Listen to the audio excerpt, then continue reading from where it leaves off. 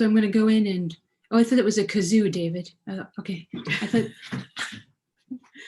shall I introduce myself? Yeah, we're going to start, Are David. 22 people there? Okay. 30 people right now. My name is Sherry Bauer, and while people are coming into this space, I'm going to be singing a song from the Occupy movement. It's a song, traditional tune with words by Rhiannon Giddens. And then we'll start with a conference. Come listen, all you people, come listen to my song. My heart is filled with trouble, and I don't know what is wrong. My heart is filled with trouble, got trouble on my mind, 'cause what I see around me is getting worse all the time. The balance of the world, it seems, is almost dead and gone. The common bonds of decency are shattered one by one. The rich keep getting richer, the poor get poorer too. The wealth of the many in the hands of a few. They act like towering princes, we're out there beck and call. A dozen cars, a private jet, while our backs against the wall. They live their lives of fantasy, while some struggle just to eat, instead of living simply, that we might simply be. Don't count on politicians to even up the score. Don't count on world leaders to manage anymore. Don't count on corporations to lend a helping hand. They've helped themselves enough, and now it's time to take a stand. Come listen, all you people, to what I have to say.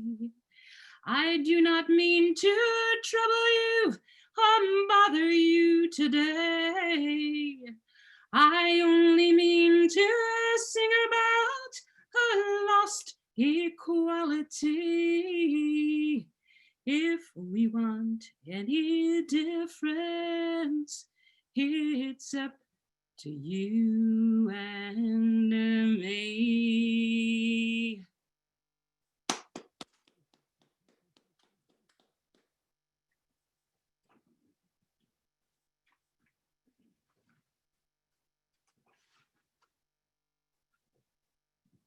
Thank you. Thank you, Sherry Bauer. That was tremendous. Good evening, everybody. I'm John Amadon, and this is the 22nd Kateri Peace Conference, Bending the Arc, Striving for Peace and Justice in the Age of Endless War. And we have a splendid evening planned, but first we'd like to tell you just a little bit about Bending the Arc. It's our new book, which the conference takes its name from. And it is a book that has autobiographical sketches and information about 17 splendid activists, some of whom are attending the conference tonight. But I'm going to read just a little bit of it to tell you that its purpose. The introduction was written by one of our co-editors, unfortunately, who could not be here tonight, Steve Brayman, but he wrote a splendid introduction. And these are the guidelines for the chapter authors. We asked each of them to reflect on their lives as activists, to examine the roots of their personal commitment to peace and justice, to examine the place faith, spiritual traditions, education, and experience played in their commitments. The features of their peace work, the details over time, plus particular anecdotes that illuminate it, on the challenges and imperatives that drive their work for peace, the challenges that mark it, and what it taught them, the dynamics that give rise to war, as well as peace and justice, on the deepest needs of humanity, on the greatest obstacles to peace and justice, on the contours and opportunities of the current historical moment. Their personal visions on how political and spiritual engagement affect their belief in a world beyond war, on what people need to know to enable them to engage in protracted struggle, on what core beliefs sustain their work. So these are some of the guidelines, and I'm just going to read you very quickly most of the authors, Medea, who will be appearing at the conference too. Medea Benjamin from Code Pink, Lawrence Davidson, Stephen Downs, Jim Jennings, Kathy Kelly, Jim Merkel, Ed Canaan, Nick Motrin, Reverend Felicia Parazaider, Bill Quigley, David Swanson, Ann Wright, and Chris Antel. Some of these names will be familiar to some of you, and perhaps some not at all, but they are all tremendous peace workers and have opposed militarism, have worked to affirm life and strive for justice. And everybody who has registered for the conference will receive a code, or has received the code that will allow them to purchase this book from SUNY Press for a 30% discount also. And we highly recommend Bending the Arc. The conference has its roots in closing the School of the Americas way back when in 1998 when I started the conference. Actually, it was a pilgrimage in the beginning, the first 2 years.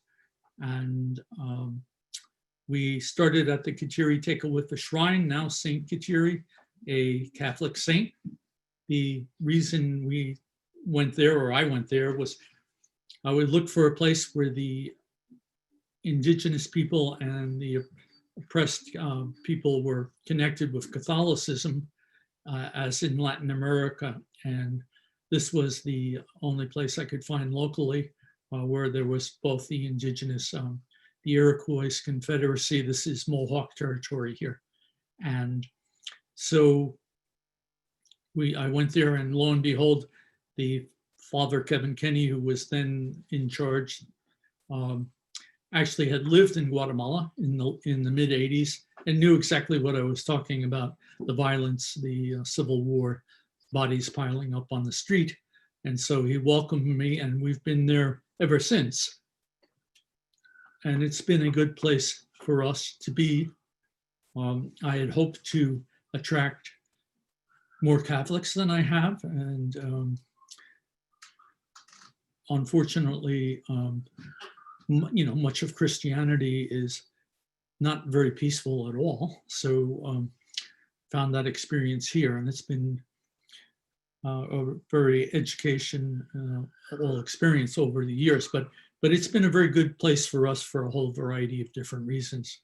So we are now at the 22nd conference, and obviously this is a very different year for the entire world with the COVID-19 pandemic, and conditions have radically changed. And there were obviously some very bad things about the pandemics, many people dying. I've had one friend die, and another sick and went to the hospital. Sherry had a relative who has been infected, and I'm sure you have too. But there are some benefits from the pandemic. Also, the air traffic was cut 96%. The skies and the air was cleaning up. We're learning how to do things, online, saving the burning of fossil fuel. And we're also having the ability to communicate with a much larger group of folks and create, hopefully, a worldwide community for peace. And this is one of the efforts.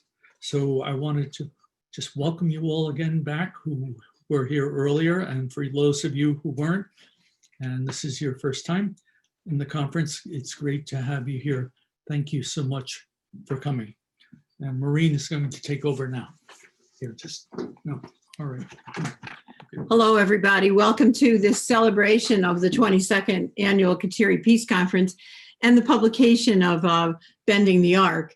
We're very happy to be able to share this with people because we see it as an outreach and something that will make the voices that have inspired us be enduring and raise the platform for those voices. You might wonder why this celebration of Bending the Arc begins this evening with our keynote on structural racism in the peace movement. I guess in a way, it's a moment, obviously, an important moment in our history, and one of the critiques that we have self-critiqued over the years, and also the book may be critiqued by, is the fact that we haven't been able to create a diverse community attending the conference. And we have striven to make sure there were voices of diversity, and that we always sounded Dr. King's voice against the triplicates of racism, materialism, and militarism. But it is a solid critique. And I think we're at a moment where we need to examine that, not necessarily our conscience, because I think our conscience hungers for peace and justice and brotherhood, but our capacity and the directions we can go to understand this historical moment and capitalize on the energies of raised consciousness in order to really join together the voices of those who hunger for peace and justice, both across the planet in terms of human brotherhood and sisterhood, and in terms of the history of racism in this country. So that's why we decided we would start with that, I suppose, missing piece in our book tonight as our headliner. And I just want to share a couple of quotes. Dr. King has been a touchstone for a number of years, especially his Beyond Vietnam speech. And I think this kind of affirms the fact that we want to stay humble. We want to learn how we can better intersect with the Black Lives Matter movement and issues of racism in this country, that we can make our energies coalesce.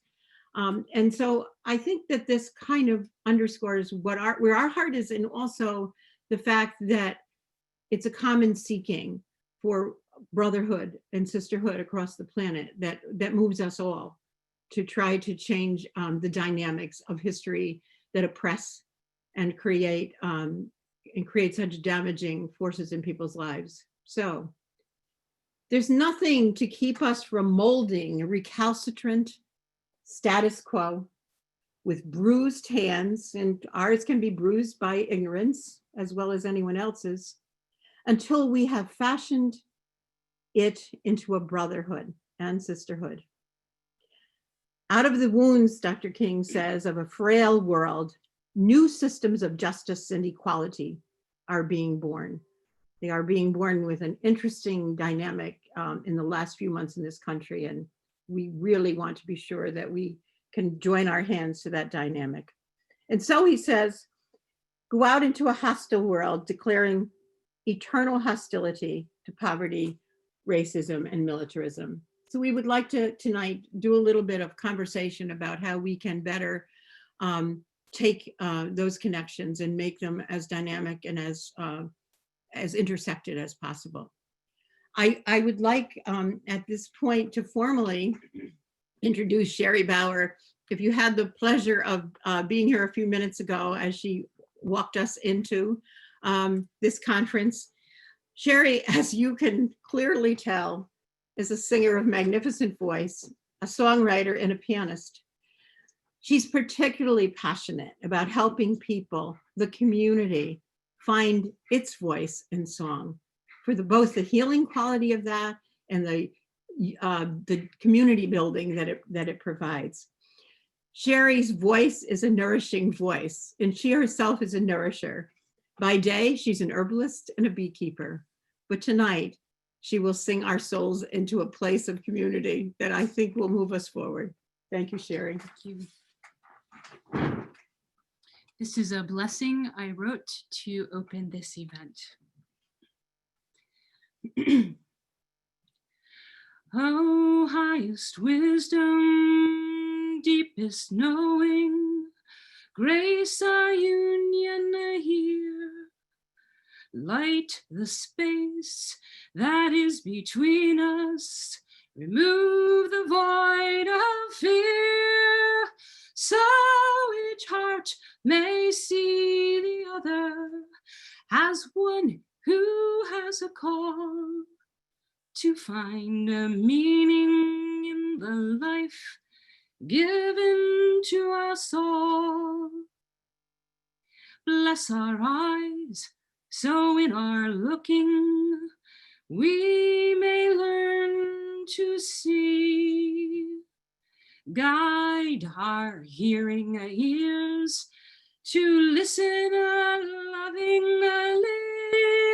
Fill our talking with our truth, so what we say is real. May our doing become deeds which move the world to heal.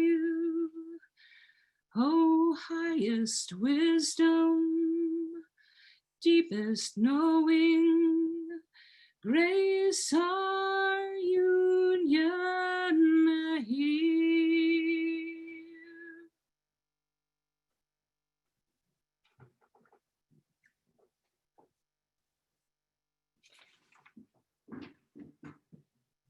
Thank you, Sherry. Those are blessed words. This evening, we have two speakers. We're fortunate enough to have two speakers. And after they're finished, there will be a question and answer commentary part of the evening. And David Swanson will step in at the end of the talks and guide us to how to participate in that. But I have the joyful task of introducing the Reverend Felicia Parazaider. If you had the joyful opportunity this afternoon to be part of her retreat, you'll know what a dynamic, and as Sherry's blessing calls on, real voice she is.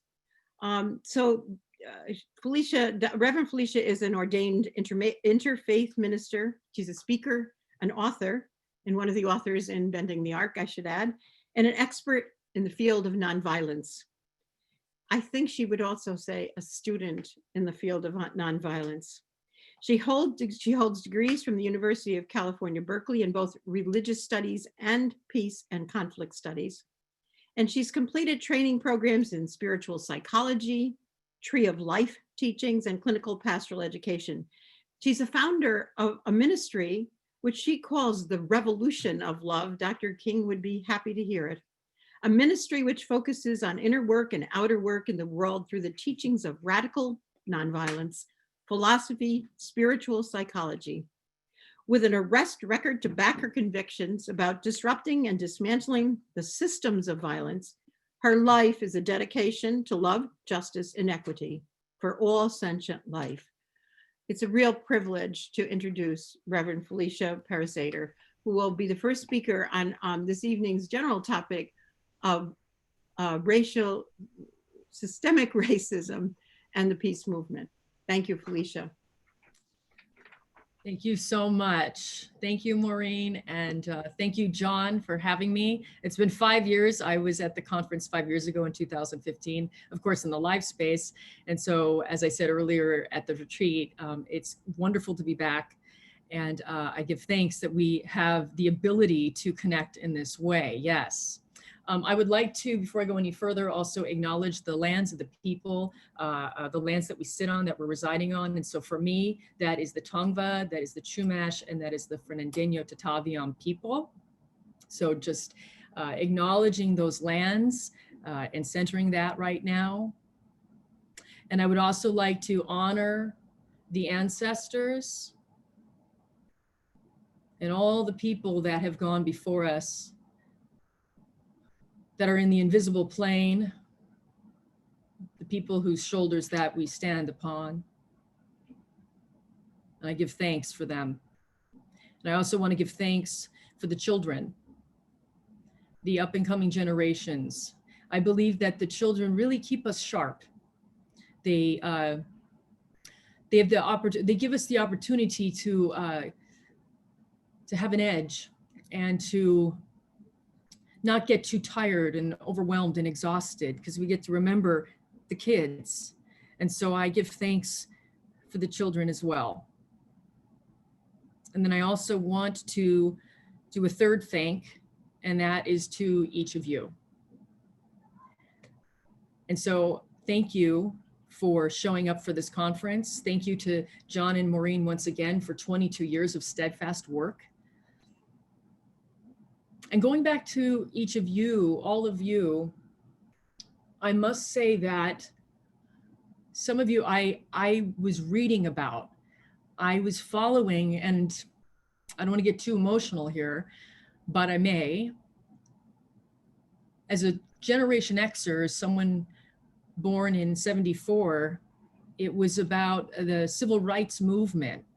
It was people like David Hartsoe and learning about the lunch counter sit-ins that ignited my soul, that made me believe that there is something worth fighting for nonviolently, and to keep going, to keep going. And so I am immensely grateful for all of you and your work that you have done. And I couldn't help but, as I was preparing something for this evening, was thinking to myself,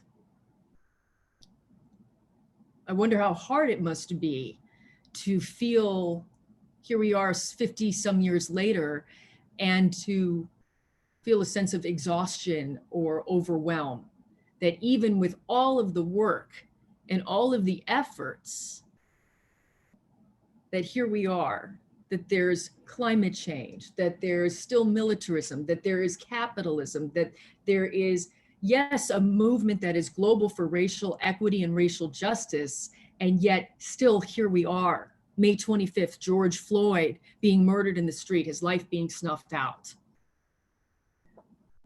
And so I just have to wonder how it is with your soul, the Wesleyan greeting. How is it with your soul? I would like to take us back now. I'd like to take us back to March 16th. And March 16th found me in this apartment. I'm in Los Angeles, and I was taking a shower. And it was right as this country was cracking open with the pandemic. And as I was in the shower, I saw myself, or I should say, I remembered back to a class I took in college on Dante's Divine Comedy, and specifically reading the book Purgatorio.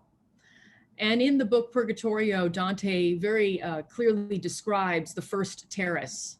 And the first terrace in Purgatorio, my friends, is the proud, the pride-filled.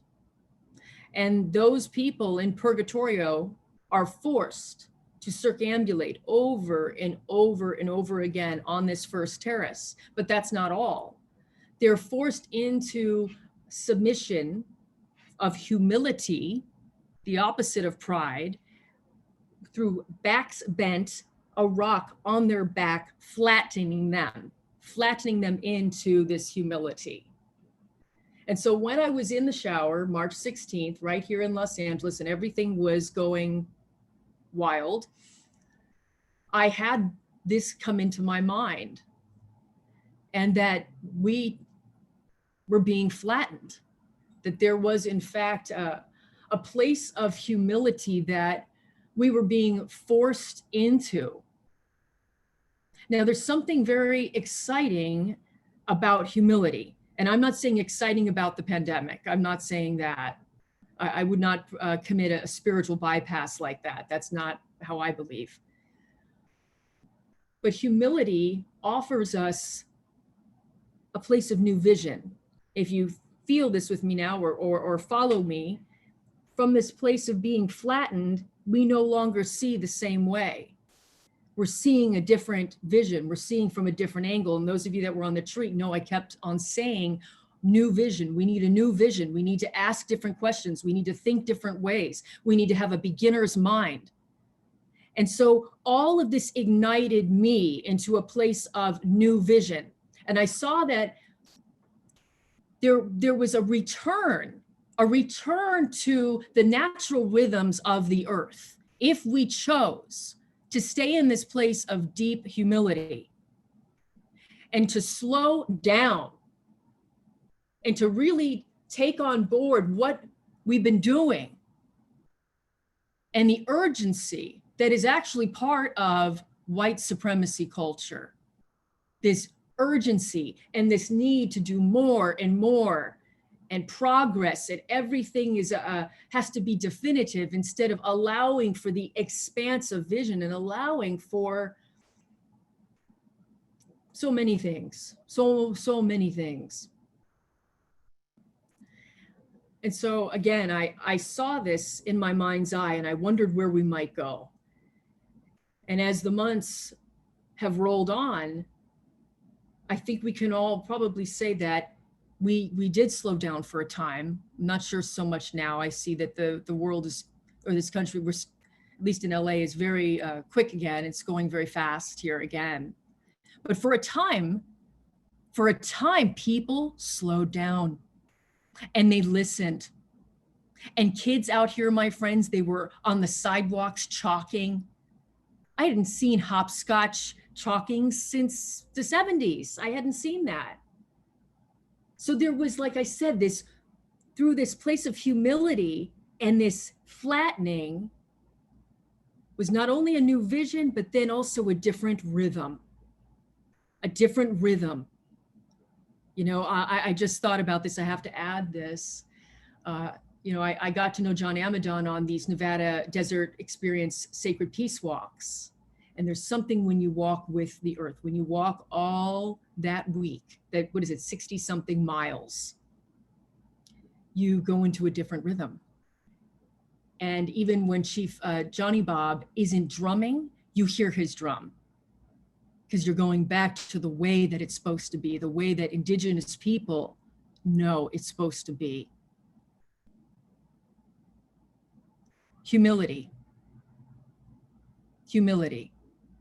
That's the first thing I wanted to share with you tonight, was this humility. There's two more things, and those things are availability and possibility. So humility, availability, and possibility. And this is just the way I'm going with the topic, and I'll be weaving more in, and I pray that it is a blessing for all of us and that we can really, again, expand into a new vision, and that we can come away with some humility and availability and possibility. So again, just to repeat, this pandemic has definitely flattened us into as I said, this sharing this Dante image, flattening us, making us see in a different way, with an allowance of maybe choosing something different. And then from that place of choice, Maureen said this in the spiritual retreat today, a place of rebirth, a place of beginning again, a place of returning to the earth. And because of that sustained pause, now go with this, please, this sustained pause, the slower pace, the humility. I do absolutely think that May 25th and George Floyd's murder, it is absolutely a factor as to why that particular video ignited people, enraged people, horrified people, made people sick and vomitous. Because we've seen the videos, we've seen Philando Castile, we've seen Eric Gardner, we've seen all of these people crying out, Black folks dying in the street, being shot. But something about George Floyd, his life being snuffed out. And let's just lift his spirit up right now. and his family and his friends and all of those that have gone. Some of the names, Trayvon Martin and Tamir Rice. And as I said, Eric Garner, Sandra Bland. Just 20 minutes from here, my friends, Anthony McLean was killed by a police officer on Saturday night. And in fact, the police were threatening protesters last night at midnight. I almost went out there, but I had to do the retreat, so I had to make a choice. This is still going on. There is no equivocating anymore. And so it's up to us white identified folks on this call, and I think there's predominantly a lot of white identified folks, here we are, to continue to be humble. And I'm not an anti-racism educator. I am a student, and I am humble with this. So I must really come from my heart and say I am forever learning. And I believe all of us that are white identified, that are seeing through this lens of whiteness, we are going to be forever learning. Amen. And so there's something really juicy about this thing called humility, because it affords us, like I said, to see in new ways. And it's not about fragility. It's not about white fragility. If we flip that, we can be in this place of humility and take on the things that we need to look at about ourselves and these pockets of white supremacy, that culture that we carry. All of us carry this. So switching from humility now, I want to go into something about availability. And availability, I want to talk about some of the things that I started delving into, some new ideas that I did not consider myself an abolitionist prior to this global movement for racial equity, racial justice. I saw a friend of mine, a colleague, Rahuldeep Gill. Follow him on Facebook if you would like. He's wonderful. And he did a vlog post. And it was very simple. He said, remember the good slavery reforms? Yeah, either do I. They sucked. Pardon my crassness, but that's what he said. And it hit me like, yeah, there is no reforming. There is no room and no time for reform. And that's when this idea was placed in my mind of abolition. And I don't profess to understand how to abolish the police, how to abolish the military industrial complex, the prison industrial complex. I don't profess to know all the ins and outs. Like I said, I am learning. I'm learning. But I believe it's about staying open to new ideas and new vision and taking on things that are actually not radical, things that are maybe not common sense, but what is right, what is good, what is healthy for people. So we know that Black and brown folks being slain in the streets, being wrongfully incarcerated, being under threat through microaggressions every day, we know that that's wrong. So how far are we willing to go? How far are we willing to go?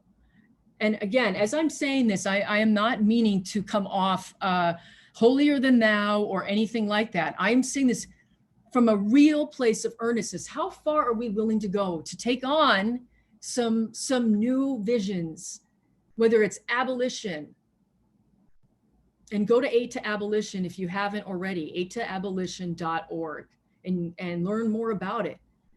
I pray it ignites your soul like it has ignited mine. I am not the same person I was. I'm not. And let us not, any of us not be the same. I mean, I know there's people here that, like I said, you've been doing the work a really long time, and I have great respect and reverence, but let us, no matter what our experience or what level of development we're in, to continue to push ourselves in a holy way, in a way for transformative justice, in a way for restorative justice. Amen. So this availability that was offered to me, this process from humility to availability, I began to, yes, study some about abolition, which I am still doing. And then I started looking at white supremacy culture values. And if you're not familiar with the work of Surge, you can go to Showing Up for Racial Justice and take a look at that. surge. And there's all of these values that are laden in white supremacy culture. And it's like that great sort of metaphor or analogy, the frogs in the pot, the frogs in the pot. And when there's the water that's put in the pot and click, click, click, click, the frogs don't know to get out. They don't know to jump out and save themselves. And so they die. And so that is in fact what I believe this white supremacy culture, it's like we know something's wrong, right? As activists, as organizers, as mobilizers, we know this isn't right. This is not okay. But because of whiteness, for those of us, again, that are white identified, we don't really know exactly how to put our fingers on it. And so it's very important to educate ourselves and in this work of looking at the values of white supremacy culture. And so perfectionism, individualism, either or thinking, which is so inherent. I'll be honest, in white liberals, we have such a hard time. You know, we want to bring peace and we want to love everybody, and then we get so angry and enraged, and we go and we flip to the other side instead of being able to hold the complexities. See, that's the opposite. That's the opposite, is hold all of these complexities, and some of that was talked about this afternoon at our spiritual retreat. So being aware of this white supremacy culture and these values like paternalism, individualism, power hoarding, fear of conflict, defendedness. These are all things. And as I'm saying these, I ask, and I posit this to you, what are the ways that you, regardless of your racial identity, still have inherited this and see it come out in your life? And what are the ways as a peace movement? Do we mobilize? Do we organize? Do we do this work for peace and justice with these values infiltrating and infecting the movement? So tonight, I don't know if this is where John and Maureen really wanted me to go, but I feel like we have to do this honest self-appraisal and really look within ourselves and our communities and the movement and say, where are these things present? You know, am I humble? Am I available to really looking at the nooks and crannies within that may in fact hold white supremacy culture, these values, perfectionism, individualism, defensiveness, defendedness, paternalism, and to become not only aware of them, but willing to wrestle with them and let them go. And see, the opposite, when we move out from this white supremacy culture, we go into community, and we discussed this as well earlier. We remember, see, we're not supposed to do any of this alone. We can't do this alone. And thank goodness we are on this call tonight. Yes, praises up. Thank goodness that we are all here together. We cannot do this work alone, but we do have to do it. 400 plus years of racism, my friends. There's this great article, I'll have to send it, get the link. I think it was in the Washington Post, and it says, when Black people are in pain, white people join book clubs. That was the name of it. And I thought, you know, that's kind of true. And at one point in the article, the author was a Black man, journalist. He writes, it must be confusing to be a white identified person right now. You know, you're being told, join a book club, don't do this, don't do that, step up, step back, help us, don't talk. But you know what? This is what he wrote. You'll figure it out. We've had to. And that really hit me. That kind of did something as far as my own fragility. Like, yeah, let's take it on. Let's take it on, you know? Let's be real. Let's be real about this. Again, humility. being flattened and seeing from a new place of vision. And with that, having the choice to take these choices to begin again every single day with this beginner's mind, and maybe take on, yeah, abolition. Why not? I mean, you're all radical here, breaking down the war machine. So continuing to put that, press it more and push forward more. And then from that place, going into a real availability. And I guess I could add the word receptivity. And looking at the values within us that really need to either be excised or integrated. I'm not sure which. It's such a complex process. And doing this in community all the while. So I'm going to go to the third piece now, which is possibility. And I love this place. I love this place of possibility. When I was in 2009, I think 2008, 2009, I was with Code Pink, and was with Medea Benjamin and Anne Wright. And I remember we visited, we visited ICAD. It was ICAD, and I got to meet with Jeff Halper.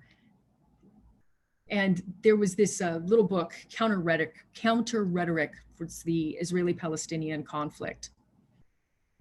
And we were just so flummoxed and just so upset and just going, it's always going to be like this here. It's always going to be war and strife and killing. And it was right after Operation Cast Lead, as the Israelis called it, in Gaza. And Jeff said something that I have never forgotten. And I want us to utilize this statement in our work tonight, as far as racism and breaking this down and healing the collective wound. And he said, first we have to believe. First we have to believe that it can change and that it will change. That's what Jeff said. So tonight, please, my friends, let us really believe.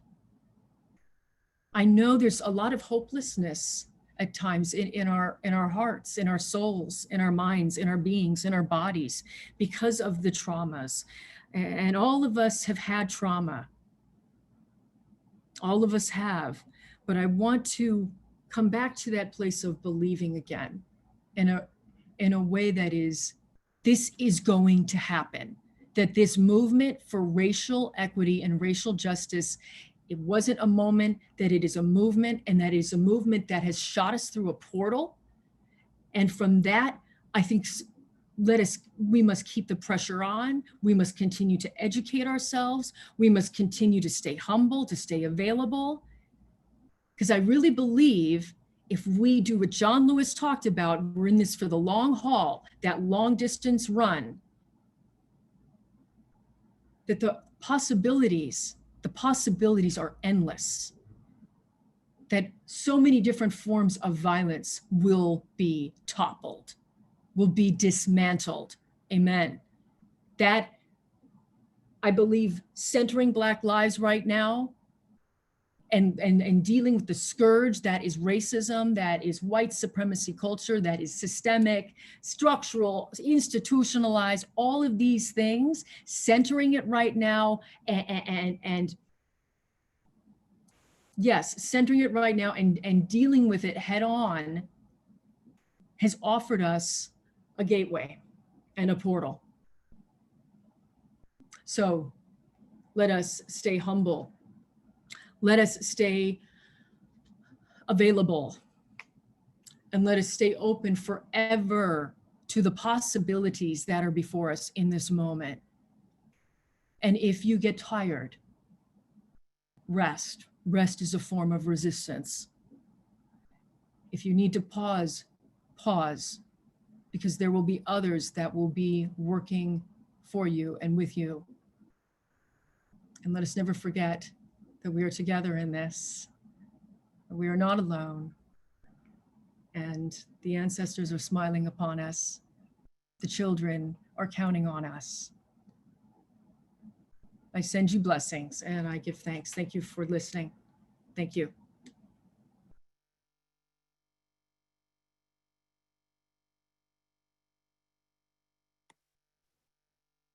Thank you, Reverend Felicia. We so appreciate your offering tonight. And at this point, we are going to have Sherry grace us with another song, a chant she did based on a statement of Daniel Berrigan's, and one. Don't say what it is. And one that we used at a Black Lives Matter demonstration in Greenville, New York video. So here's Sherry again. Thank you, Reverend Felicia. And this will follow. It's around, but I know I'm not going to hear you all. So it's a one-line, simple melody, and I'm going to sing. And if you'd like to echo, I'll sing phrase by phrase, and then I'll sing the whole phrase, and maybe 4 times, just so we can. Another computer near you, you could turn it off and we wouldn't have that echo that we're. That's right. It's like a call-in show. Are we okay? There. No. Shut it down. We're getting feedback. We're getting feedback. So I'll sing and I'll point to you, and hopefully you could echo. Oh. We're fine. We can hear Maureen, but we can't see her. Okay. The difference between doing something, and doing nothing, is everything. I'll just keep singing it over, and you can join in if you like. The difference between doing something and doing nothing is everything. The difference between doing something and doing nothing is everything. The difference between doing something and doing nothing is everything. The difference between doing something and doing nothing is everything. The difference between doing something and doing nothing is everything. Thank you. And sorry about that feedback, but we got it cured. So next up is Michael McPhearson. He's a little bit early, but I know he's online. And I'm going to read his biography. Michael is a personal friend of mine. And currently, Michael resides in Seattle, Washington. And Michael was the executive director of Veterans for Peace from October 13th to June 2019.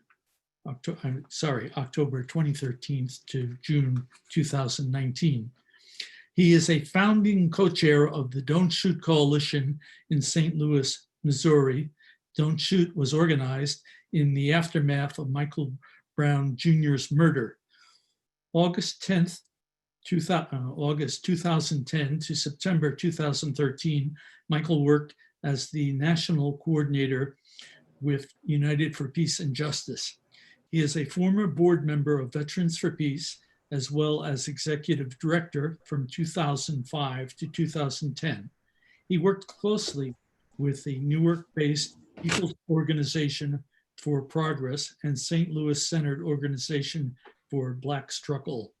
Michael also publishes mtmdaily.com, expressing his views on war and peace, politics, human rights, race, and other subjects. In 1981, at the age of 17, Michael joined the Army Reserve as an enlisted soldier and attended basic training the summer between his junior and senior high school years. He is an ROTC graduate of Campbell University, and excuse me, but I don't know how it's Boys Creek, North Carolina, I hope, with a BS degree in sociology. A native of Fayetteville, North Carolina, Michael was a field artillery officer in the 24th Mechanized Infantry Division during Desert Shield, Desert Storm, also known as Gulf World War I. Michael's military career includes 6 years of reserve, 5 years of active duty service. He separated from active duty in 1992 as a captain. During his time in the Army, he held numerous positions, attended airborne school, and received several awards. As a civilian, he has held positions with various profit and nonprofit entities, such as the card company Hallmark Marketing, Vincent Metal Goods, then the largest distributor of stainless steel in the United States, KWMU, a nonprofit public radio station, the Human Relations Not-for-Profit National Conference for Community and Justice, and as executive director of not-for-profit Veterans for Peace. He has been an active member of the Greater St. Louis Association of Black Journalists, the American Civil Liberties Union, Military Family Speak Out, and Veterans for Peace. He served on the executive committee of the St. Louis branch of the NAACP and the steering committee of Bring Them Home Now campaign. Michael's son joined the Army in January 2004 and served one tour in Iraq in 2005, 2006. He separated from the military in 2007. In December of 2003, Michael returned to Iraq as part of a peace delegation to examine the state of the occupation firsthand. He has spoken all over US to small gatherings and large crowds. He has traveled to Istanbul, Turkey, and Bologna, Italy, as a speaker on the US peace movement and world peace. It is my great pleasure and honor to introduce and welcome Michael McPhearson. Thank you. That was really long. I should have sent you something shorter than that. I thought you were going to take pieces, but okay. Thank you very much. Maybe that's longer than how I'm gonna talk, but I want to do PowerPoint, so I guess I need to try to share my screen. Am I going to be able to do that? You're a co-host, so you should have that power. All right. Thank you. Hey, David. Hey, Michael. All right. Let's see. Oh, wait a minute. I need to do that again. Looks good. Yeah, but I want to share the sound too, and I didn't hit that. I apologize, y'all. I don't know what I'm doing. How do I get that? Yeah, if it gives you an option to share computer sound and then mute yourself in Zoom. Hold on.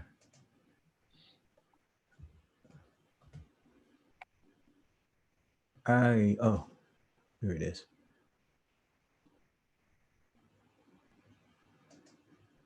All right, I'm starting over. Excuse me, everyone, for my ignorance when it comes to this.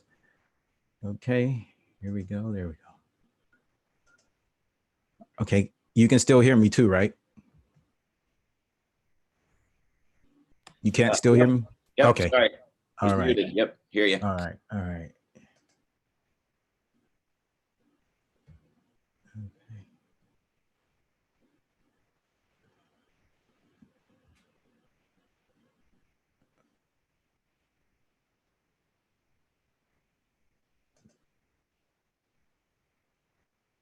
Slideshow. I'm trying to, my goodness, come on, computer.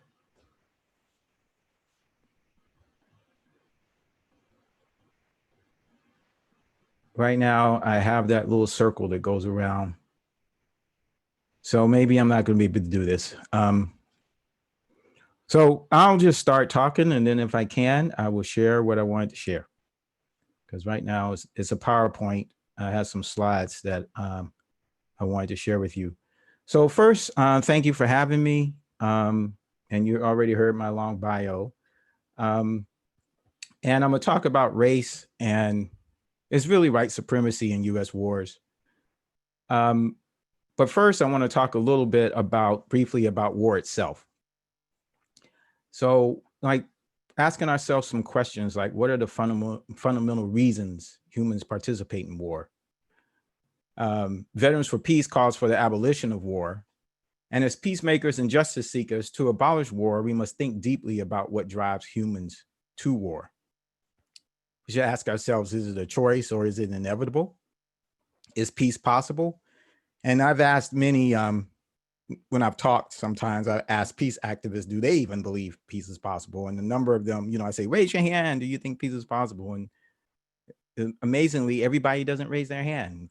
A small number raise their hand, which is a little disheartening, because as peace activists, if we don't believe peace is possible, how can we go out and authentically talk about peace?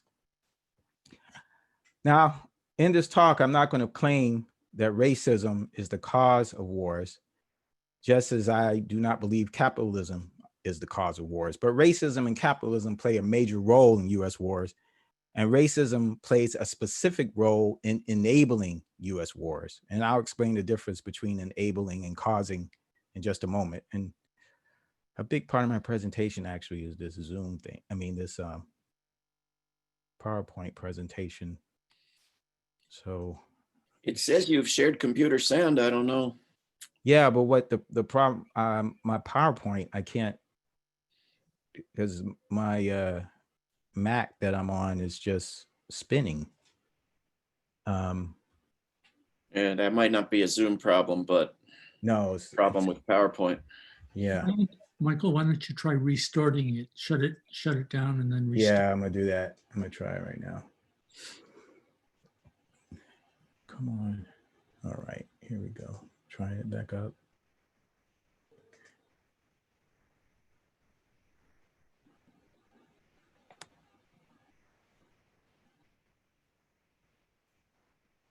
So what is the purpose of war? Why is there war? I guess you could ask. And I found a list that gave 8 main causes of war, which is one of the slides I want you to see, but I'll read them to you.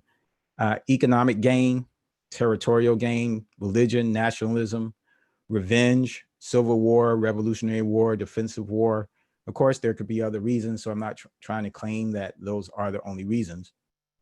But I feel it anyway that we know neither racism and capitalism are the causes, and I'm staying on that because I'm going to make a transition.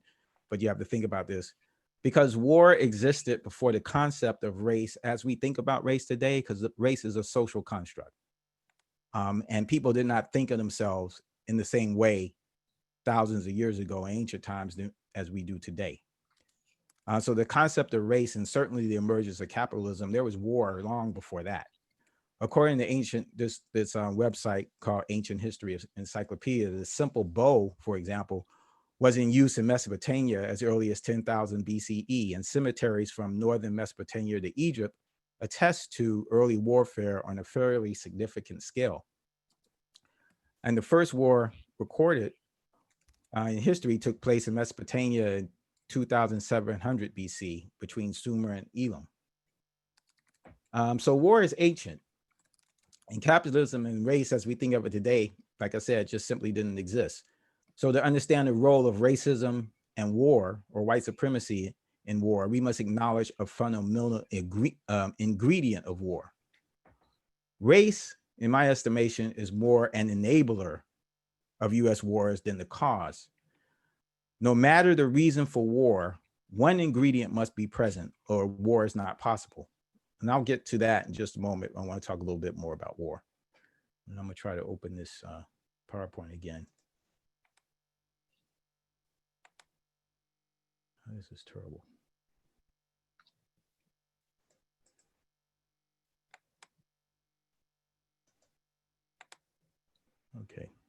Although most of us are only familiar with the Greek and Roman gods of war, Ares and Mars, ancient societies around the globe paid respect to gods and goddesses of war.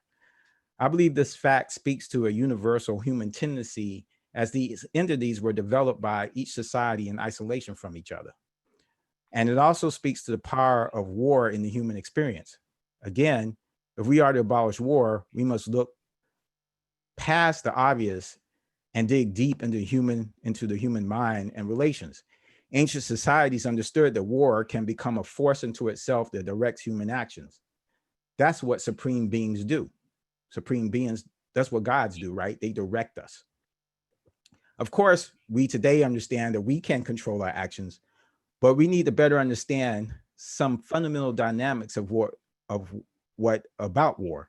And I think an example is the Hatfield and Mccoy feud. So again, going back to that website, Ancient History Encyclopedia, there's a quote that they have there from a guy named Dr. Simon Anglem. He's a teaching fellow in the Department of War Studies at King's College in London. And he wrote a book, he co-authored a book called Fighting Techniques of the Ancient World. So war grows naturally out of the tribe mentality, is what he says. A tribe is a society tracing its origin back to a single ancestor who may be a real person or a mythical hero or even a god. They usually view outsiders as dangerous and conflicts against them as normal. So in other words, dehumanization and the creation of the other is fundamental. You must have that in order for there to be war, or the people that are actually doing the fighting aren't going to do it. Now, looks like I'm not going to be able to open that up. So I am going to just play some videos that I had in the PowerPoint. So let me see, let me find the first one.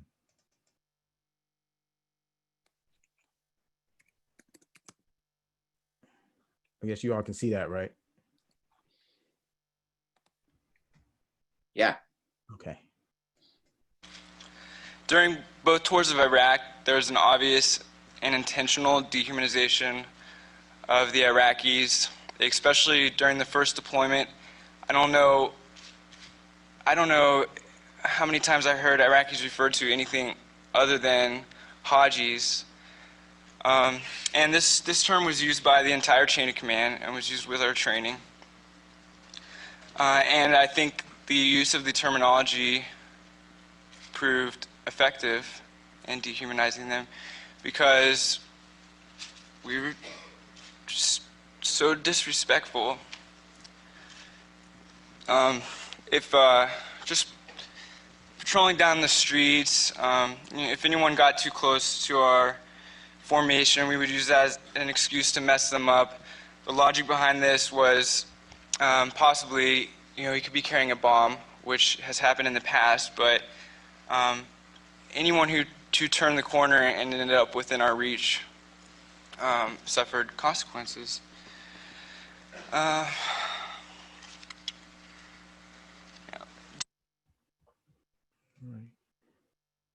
want you to think a little bit about some of the things he said about they might be carrying a bomb, or people within their reach, or the level of disrespect.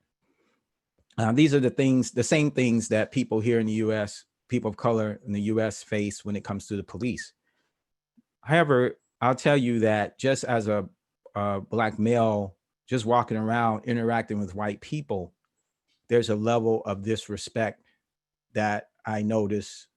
And as I get older, I'm noticing it in a different way, because, when you're in your 20s and 30s and people might refer to you as a man, hey man, how you doing, man? Or what's up, or whatever.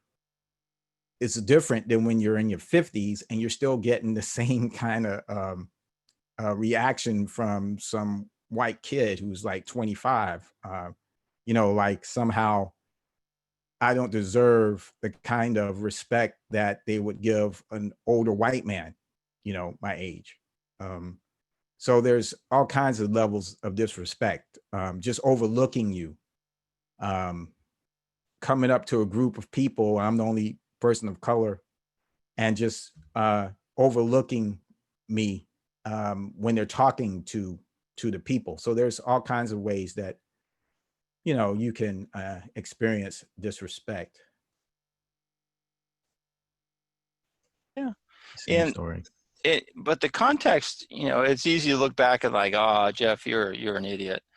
But I was 17 or 18. Nobody, you know, I went to high school. I learned history, you know, which ended at World War II.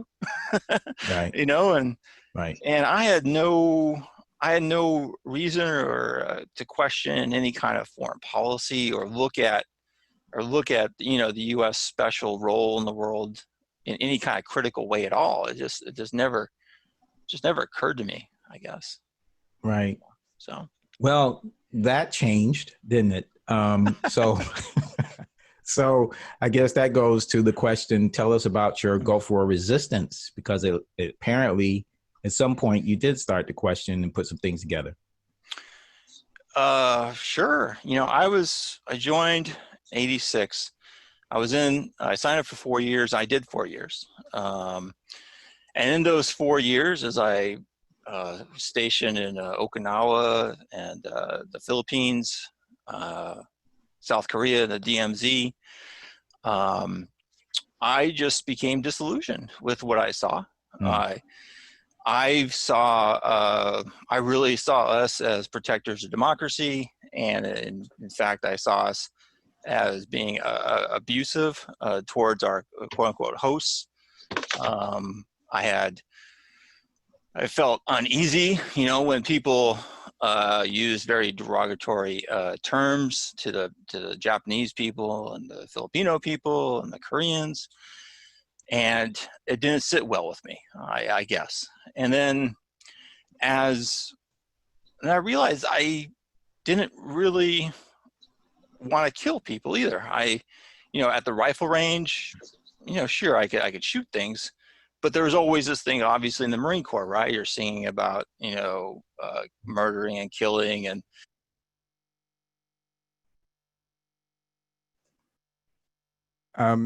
Just wanted to show how Gulf War, I was in the Gulf War, Jeff resisted the Gulf War. And part of the reason that he was able to do that, and it's interesting, we just had this conversation that you just saw a few days ago, and I was able to kind of examine his path versus mine. And one of the things that I did not experience was that level of racism. I wasn't in Okinawa or some of these other bases that are overseas, where how the United States soldiers treat people in these countries. So I didn't experience that, but he did, and that opened his eyes to exactly what our attitude, the white supremacist attitude that the U.S. military takes to places in Asia. And I tell you, when I was in the Gulf War, and I would hear some of those things, but not quite as bad as what he was saying. But what I did hear, I would challenge people on that, some of even my superiors or peers, to think about what they were saying. So I can't say that I didn't hear it at all, but I didn't experience it to the same degree that Jeff did. Let's see. Here's another one I want you to hear.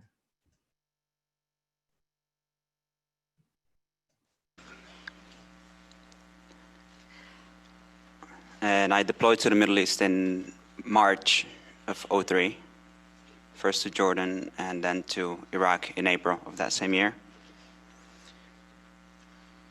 The beginning of my friction with the chain of command in my unit began before we actually deployed to the Middle East, when I made the decision that as an infantry squad leader, I was no longer going to physically punish the men under my command, and that I would no longer yell at them, but that I would instead establish a relationship based on respect.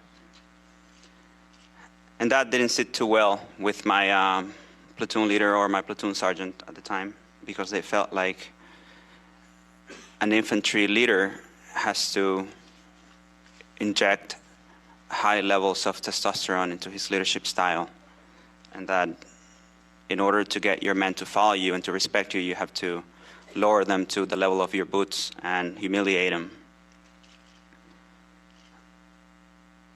And I started by saying that because I want people to know that the dehumanization and the disrespect and the humiliation that we are bestowing upon the people of Iraq does not begin in Iraq. It's not the result.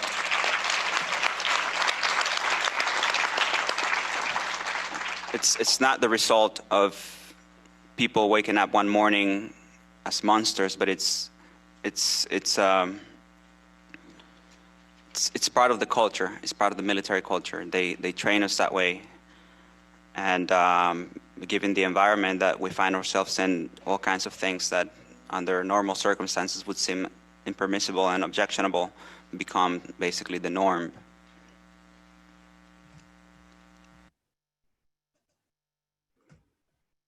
And then the last one for now. Oops, I didn't mean to do that.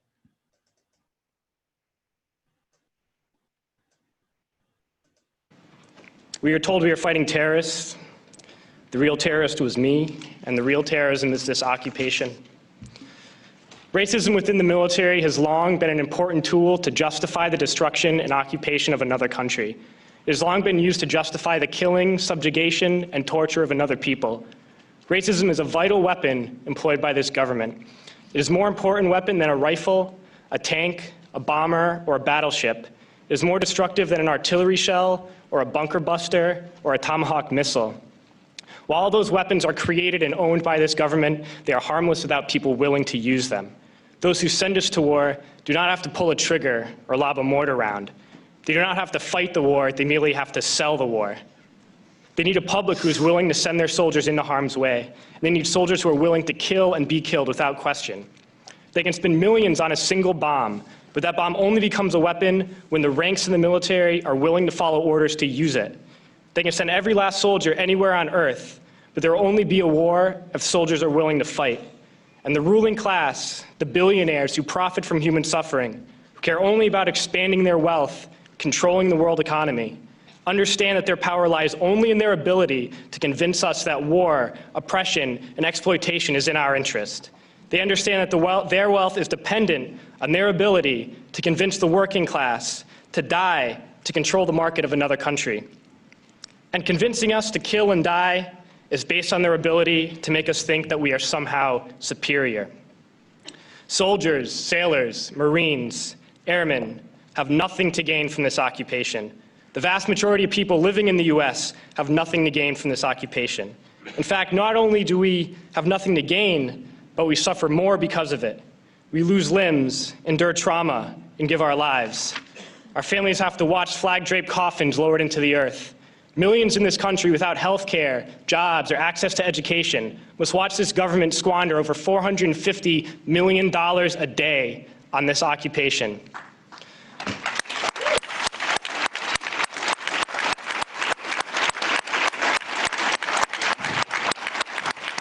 Poor and working people in this country are sent to kill poor and working people in another country to make the rich richer.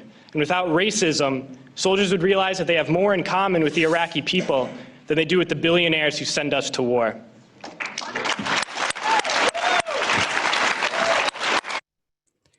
I think that last clip says a lot because it does talk about, again, how the military has to demonize the enemy. So those video clips illustrate the centrality of dehumanization, and specifically racism in US wars. Once in Western history, religion was the main enabler of war.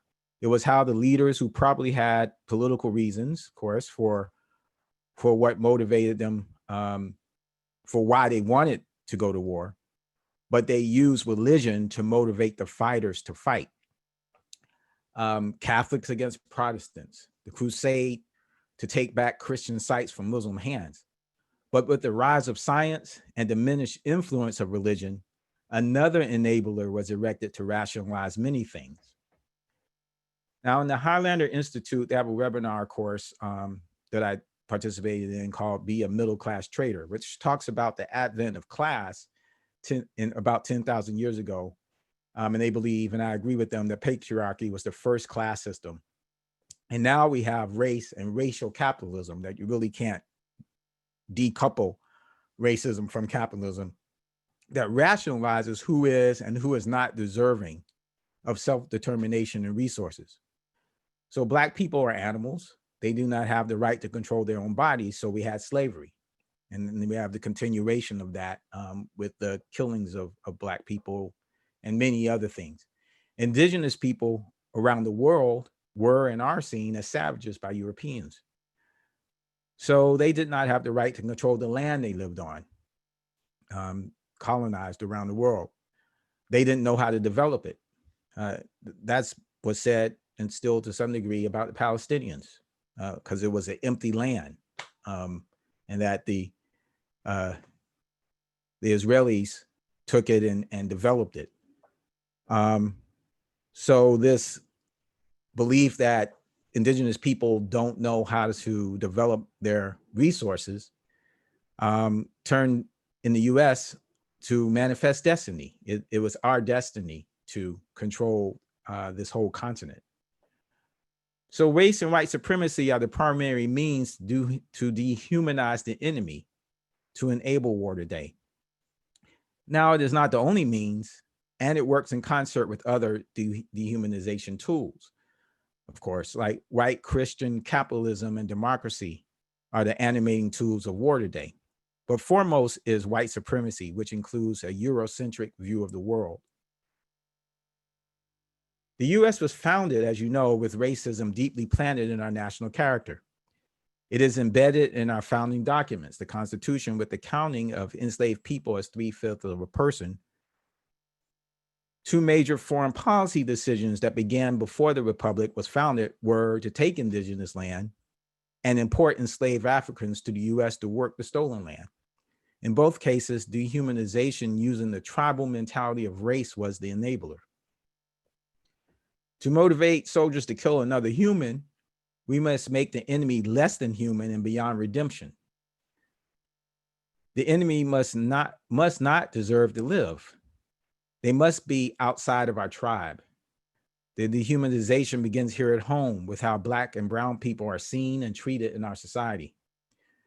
Racism here at home makes it much easier to convince the public that the enemy is dangerous, something unlike us.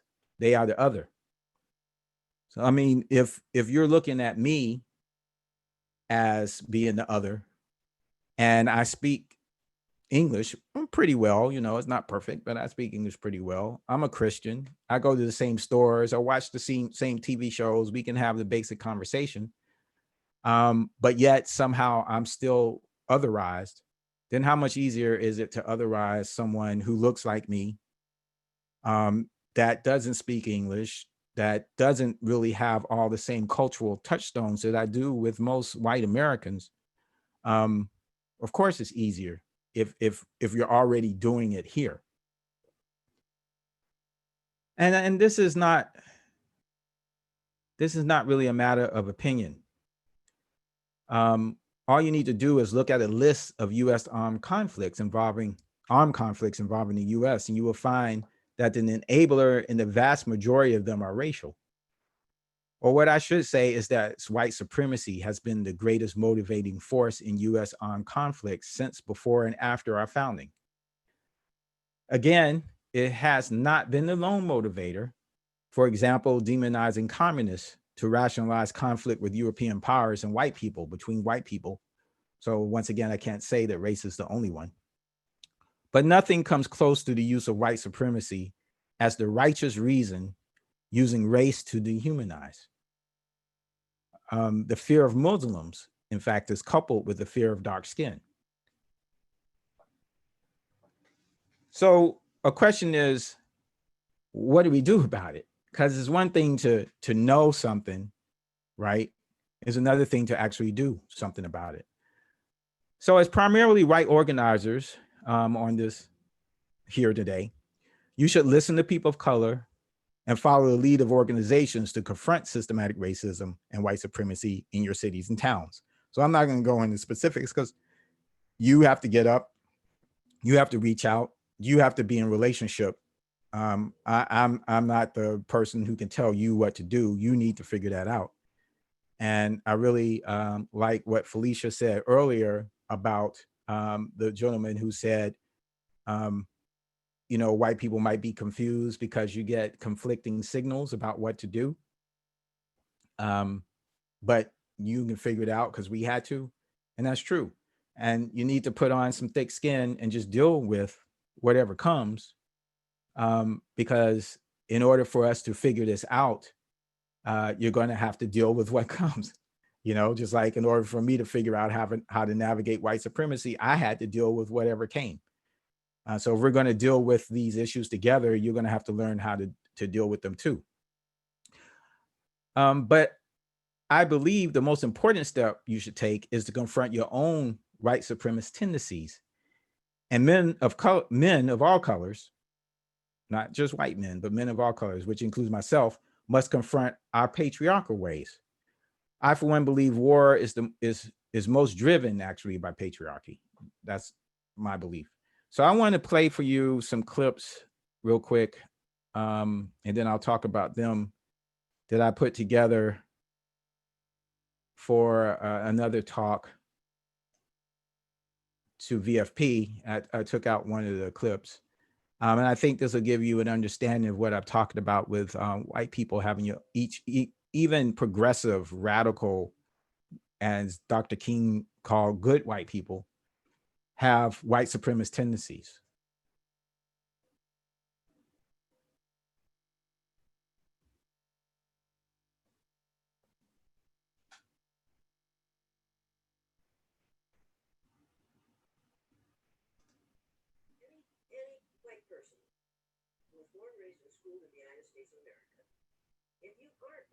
You're a miracle. Either that or you decided to educate yourself. Because education is Volume's very low. white is right, brown's all right, black's gotta stand back. Yellow's no, but white. Michael, are we supposed to see something right now? Just Oh, really? Can't Yeah, see anything? no. All right, let me start over. Wonder what happened. Michael, you had that picture of an island for a long time and then it went away. I think you Yeah, stopped you know sharing what? screen at some point. Somehow it did. Yeah. Okay. Is it back now? Yeah, yeah. Okay. I wonder why that happened. Okay. You can see it now? Yeah. All right.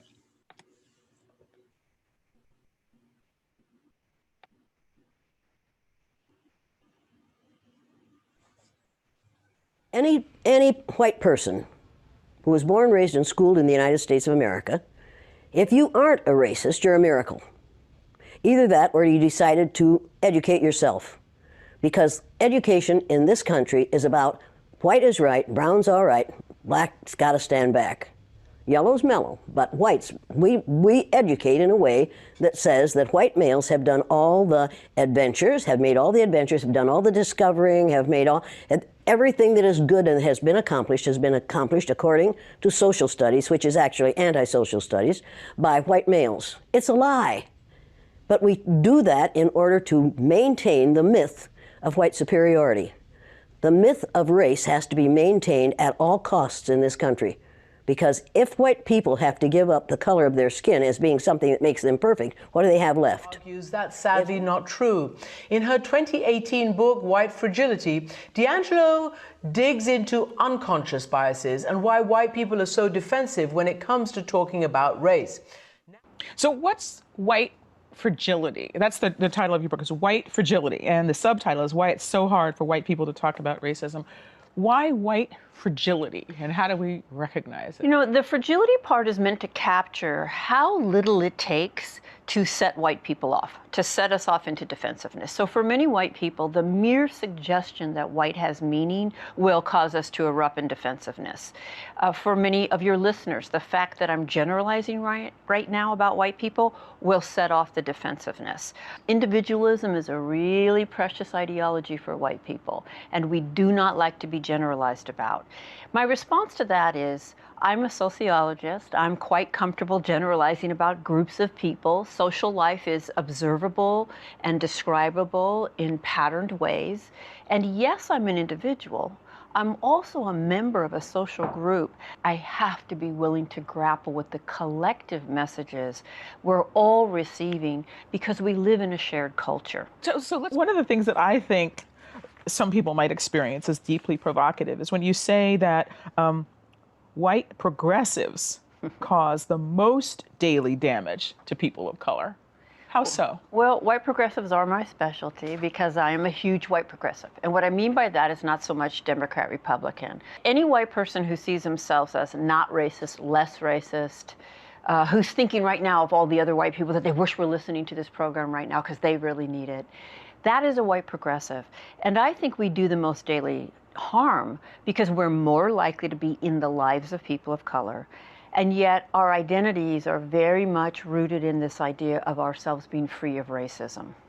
And so if racism comes up, we're going to put all of our energy into making sure you see us as free of racism, and really rarely any of our energy into what we need to be doing for the rest of our lives. It certainly includes people who have conscious intent of harm, but most bias is actually not conscious. So we have to change our understanding of racism from an individual moment that may or may not have occurred to the system we're in and that is circulating 24/7, 365. And that changes the question from is or isn't he or she racist to how is racism manifesting in this context? The second guidance I would offer my fellow white people is to change what you understand it means to be racist. The mainstream teaches us that a racist is an individual who consciously doesn't like people based on race, apparently has to be conscious in order to count, and intentionally seeks to be mean to them. Also apparently needs to be intentional in order to count. So individual, conscious, malintent across race. And I don't know that you could have come up with a more effective way to protect the system of racism. Because if that's what I think it means to be racist, and you suggest that anything I've said or done is racially problematic, that I'm making an assumption that comes from a racist framework, much less that I benefit and collude with the system of racism just by being white, what I'm going to hear you saying is that I am a morally wrong and bad person.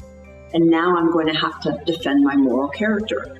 I think that simplistic definition of what it means to be racist is the root of virtually all white defensiveness on this topic. And it's I got it on Kindle. Ah, okay. I don't know if you saw this. It went viral online. A flight attendant was greeting people on her plane, and some gentleman came on and he was reading your book. It opened up a whole conversation. Yeah, I mean, I'm glad you brought that up because it actually illustrates several really important points about this. I mean, on the one hand, the story was special because a Black woman and a white man had engaged conversation. He talked to her with humility and openness, and that was exceptional. But let's just notice that would be exceptional. You know, there's a question I often ask when I'm in front of a mixed race group. And I ask the Black people in the room a kind of rhetorical question. How often have you attempted to give a white person feedback on their inevitable and often unaware racist assumptions or behaviors and had that go well for you? Never. Number two, response, rarely. And I'll never forget asking a group, okay, so what if you could just give us feedback on our inevitable and often unaware racist assumptions and behaviors? And I'll never forget this Black man raising his hand and saying, it would be revolutionary. And you know, just take that in. I just want all the white people to just take that in. Revolutionary, that we would receive the feedback with grace, reflect, and seek to change our behavior. That's how difficult we are. Wow. That's how big a-holes we are. Yeah. But on the other hand, you know, that's not a very tall order. Really? that that's a revolution, but we can't get there from the current paradigm that says only mean people who want to hurt others based on race ever could do so. So we just have to change what we understand it means to perpetrate racism. Yeah, and well, the term white. So I wanted to show you that because when you think about, and I'll say again, I always talk about myself in terms of being a man. So when I think about, well, what can I do? There's so much I can do as a man around me. You know, I don't have to go join necessary organization to fight patriarchy. I can learn how to fight it around me, confronting men, learning, because it takes skills. So you're gonna have to learn skills. You're gonna have to be brave, you know, because if you're the guy that's always confronting the guys about their patriarchy, then they might not want to be around you. So, you know, so it's a skill set. But if white people who want to change what's going on, you have to learn how to do it in your own spaces.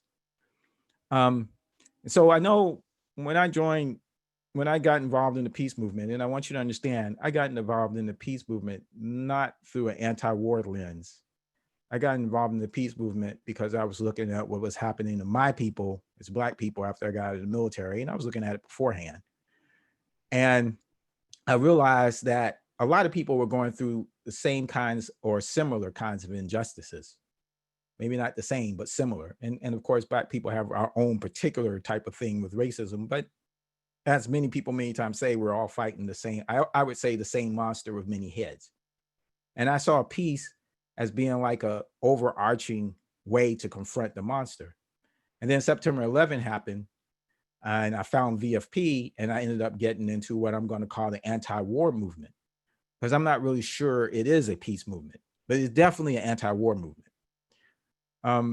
So I did make that distinction because sometimes I think the peace movement, and I put in quotes in the air, forgets that peace is bigger than weapon systems and trying to stop US wars. It's a way of thinking and a way of being and a way of approaching.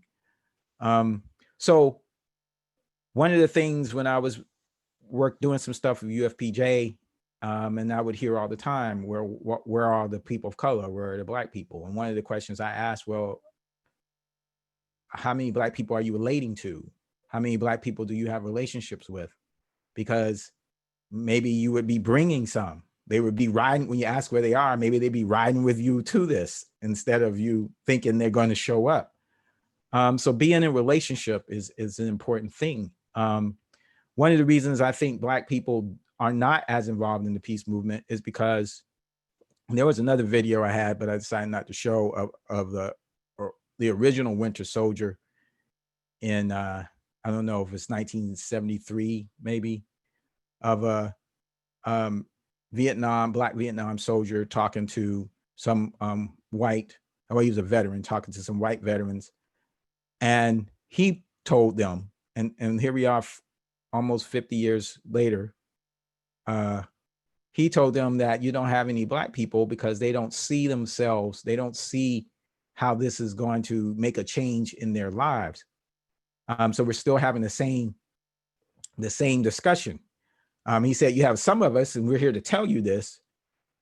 So, you know, you need to listen and do something about it. And the reason that it's important to understand that if we don't see that being involved in something is going to impact what's happening in our community, we can't afford to be involved in it, because we're defending our community. And you all know there's not that many activists really anyway. You know, people who really do it on a day-to-day basis and sacrifice on a day-to-day basis. There's hundreds of thousands of millions of people who might come out for something and take some action. But the people who do the organizing and all that stuff, there's not a whole lot of us. So then if you take a smaller community of people, there's only so many of them. So people of color are defending, they're the warriors defending their community. So they can't join in something that they don't definitively see is going to make a difference, and not rhetorically. make a difference, but definitively see it. And one of the reasons we don't see it because the Vietnam War ended, and did it change the circumstance of Black people? No, it did not. You know, if all the wars ended and all the troops came home, if we don't deal with racism in a real way, will it change the circumstance of people of color here? I don't know. Maybe it would. I'll give you that, maybe, but I'm pretty sure it probably won't. And the other reason I think you don't see it is because you don't see a lot of people of color is because, as I said earlier, I don't think progressive, radical, whatever term you want to give white people in general, of course there are exceptions, are really confronting their own tendencies, their white supremacy tendencies. And Felicia spoke to that as well. So, and I've recently seen some of this patriarchy as well in Veterans for Peace, when people of color or women, and John knows, I've talked about this many, many times, comes to you and tells you that there's something that you've done and I want to talk about it.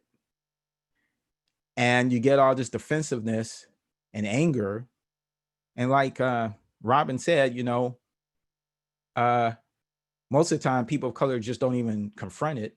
For one reason is because they want to maintain that relationship. And it could be because it's a job thing or because they like the person or whatever. And they're afraid that if I have this conversation, there's going to be a thing between us from now on. And I know you're a good person, so I'll just let it slide, you know, and they might let it slide many, many times because they care about you. The thing is, if they're coming to you to talk about it, it's because they care about you. Because what they're doing is they're trying to make the relationship stronger and they're trying to feel like a whole person. And one of the things I was saying is, if the price for me to be in relationship with you as a white person is I can't tell you when you hurt me, I mean, then why am I here? So you're not going to see too many people of color showing up to stuff and being in a relationship when they know that if they tell you something about how you've hurt them, they can't have a conversation. You know, so we'll just stay, because there's always conflict. So there's conflict in my group. If I'm with all Black people, there's, you know, wherever there's people, there's conflict, right? So I'll just stay in my space and have a conflict I can deal with instead of going over here in this space and having to deal with something that if I was at work, if I'm a Black person trying to make it in this world, if I'm at work, I got to deal with white people who I can't tell you just said something messed up, you know, or I'm in places where I can't do it. So here is a place where I'm supposed to be working with activists for a better world and I can't do it. Then I don't need to be here. I'll just go over here with my Black friends and have whatever conflict we're having, but at least I can tell them when they've done something and we'll hash it out. That's really important. And so from a pragmatic point of view,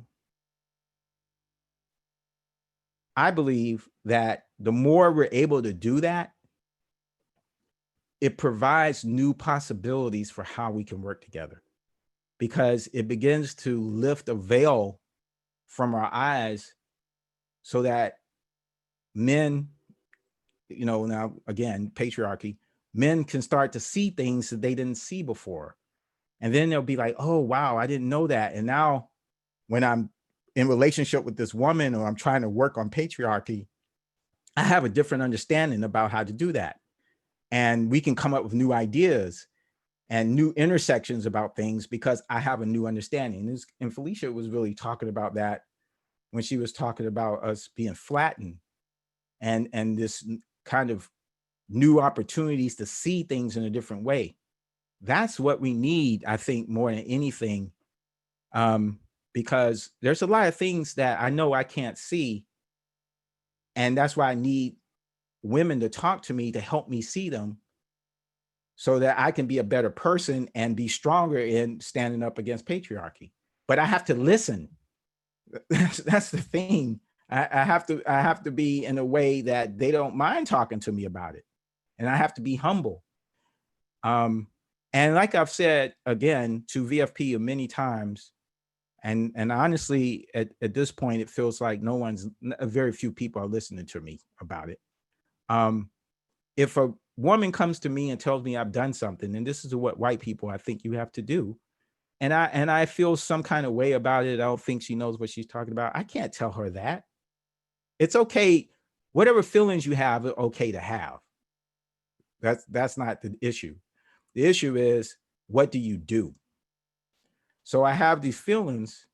Even if I get angry, I need to come back and apologize and say, hey, let's sit down and have a conversation and let's figure this out.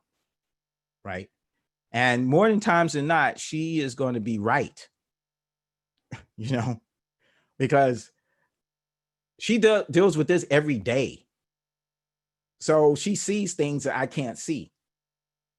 And it's the same thing for Black people. More times than not, they're going to be right if they're telling you something, because they deal with it every day. It's not, we're experts on seeing the stuff because we have to be experts in order to manage it. But sometimes we can be wrong. And then if we have the conversation, both of us grow or we become stronger. So the more that we're able to do that, I think that makes the movement stronger. Again, because it provides more opportunities for us to see things in a new way. So I don't know what else to say. That's my presentation at this point. John called me yesterday and asked me to do this, so I spent quite a bit of time. It's not, as you can see, not all seamless, but there it is. Thank you. Yeah, Michael, thank you very much. Yeah. Fine presentation. I wanted to say one thing. Every year at the Kateri Peace Conference, when we were at the shrine, or most years, I would be asked, why aren't there any Black people here? And we did extensive outreach, and there were probably a number of wonderful and good reasons why Black people weren't there. They had different issues, as Michael was explaining. But what I wanted to say to my audience tonight, who essentially is that I also really wondered why nobody ever asked about why there weren't Hispanic people there, or Asian people, or American Indians, etc. And the other question that I always wanted to ask the audience that I never had an opportunity was, why weren't there more white people there too? I mean, we were a relatively small conference, and we did, Maureen and I did extensive outreach. So part of the answer probably is in the unwillingness of our culture to address militarism and give up the war economy and war culture. But it is an extensive conversation and a lot of questions all about it. But again, Michael, thank you so much for your really fine presentation. Yes, absolutely. Sure. Let me say something about what you just said. I think when you go out and you talk to people of color, because what I was saying is people of color can't just join. We have to join together. We can't just, go to peace things. We have to figure out, we all have to figure out how to join together. If you talk to them, they're real clear on American imperialism. They're clear that we have a war economy. I mean, I don't know too many activists, and when I say activists, I'm not talking about, and this is not to disparage Democrats, but I'm not talking about political Democrat activists. I'm talking about people who are defending their communities, not necessarily trying to get anybody elected, right? I don't know any of them that don't understand the connections between what it is that they're doing and war, and don't think that what the U.S. is in the world is what the U.S. is doing in the world is wrong. But I think what they don't see is how working with the peace movement is going to make a difference. I think that's what the problem is. And again, I think the more white people and males and males in those groups too, are willing to pull the veil or try to wake up from the matrix. That's one of my favorite movies, Wake Up from the Matrix. Then we'll start to see how working together will make a difference for all of us. We haven't figured that out, you know, and I would say, for me anyway, for the peace movement, I always hear all these about what's wrong. You know, like if I'll use the VFP listserv, all kinds of emails about what's wrong with Kamala Harris, what's wrong with this, what's wrong with that. I'd seldom see anything about what's right or how to build something that's right. And so people, the average person, knows stuff is wrong. They might not know all the particulars, but they know stuff is wrong. People are looking for what's right and what can we do to build something that's better. And until we have a better message, I think, that helps people with that, they're not going to want to join in. I mean, why? I think we're failing in that way. I think we are too. One way I think we're in a great way failing is connecting war to climate disruption.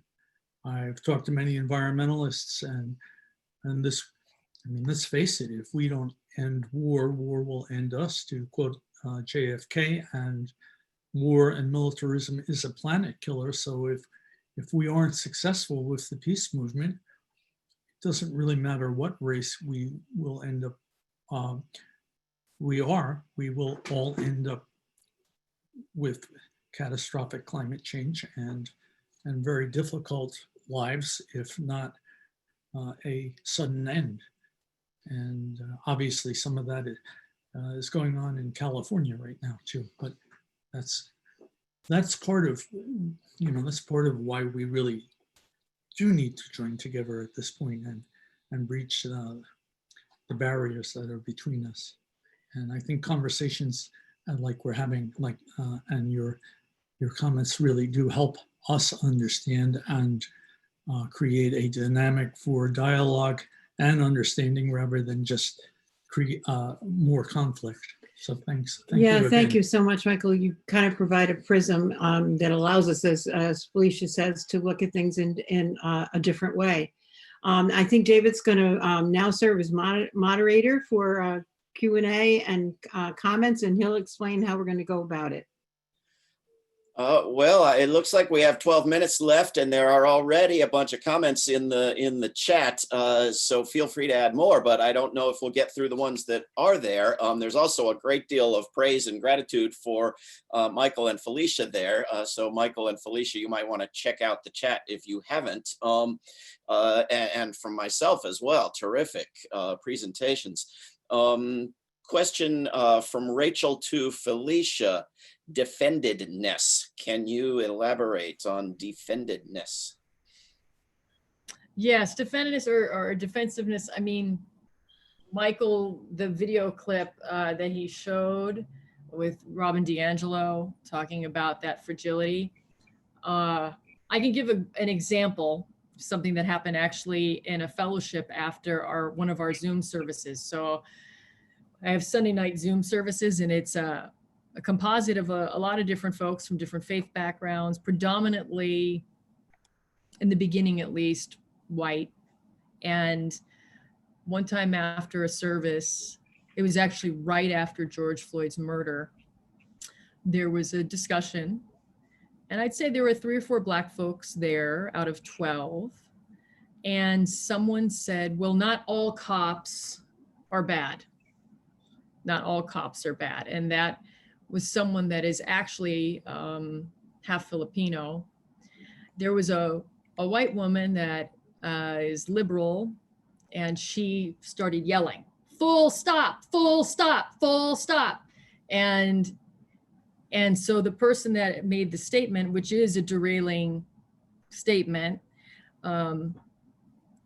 became very flummoxed and almost burst into tears. And I must say that it was the first time that my rage that I've had for years, actually, towards white liberals, white progressives. Again, Robin DiAngelo mentioned that. It actually completely dropped because I saw that here was this microcosm. There was the defendants or the defensiveness part of me and that fragility coming in. And then there's the white saviorism and the white guilt. And then there's Black folks having to witness all of this. And it was just a mess. It was a mess. So we lifted fellowship. We don't do that anymore until we as a team can be accountable and deal with, like what Michael was saying, the places within us that hold racist thinking, racist ideology. So it's not, can never have a safe place, but so it's a brave space. So I hope that elucidates, like that's a hands-on experience that went down where there was the defensiveness and this and all of these different dynamics. It was challenging, but okay, so be it. Roll up the sleeves and do it, you know? So. Wonderful, thank you. Question from Rachel to Michael. How did you feel in the Gulf War if you heard raghead, towelhead, and if you challenged your peers on that, how did they react? I didn't, you know, it was 30 years ago now, so it's kind of hard to remember everything, but I know I didn't like it. And I tried to draw some parallels about what they were saying and what that meant when it came to racism. You know, calling towelhead is not that different than using the N-word or saying sand nigger. You know, it's the same thing, right? So just trying to draw some parallels to that. And you know, different people react different ways to things, but one thing people knew that I was going to speak my mind. I had my superiors even tell me that they knew that about me. So. A few more questions for Michael, and I'll get back to Felicia.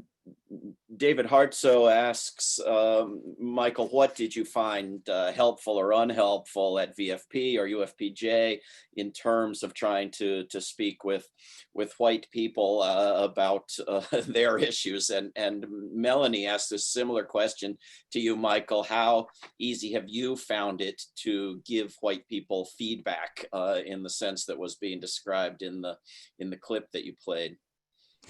Yeah, I have to say that generally I haven't done that. Only people that I really cared about. When it comes to most people, and not that I don't care about everybody on this call, sure, but you know, people that I'm going to be in relationship in a close way.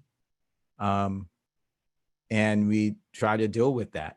I know I have some skills that I learned before I got in the peace movement or the anti-war movement, because I worked for the National Conference for Community and Justice as a facilitator around issues like about race and bias, all forms of bias.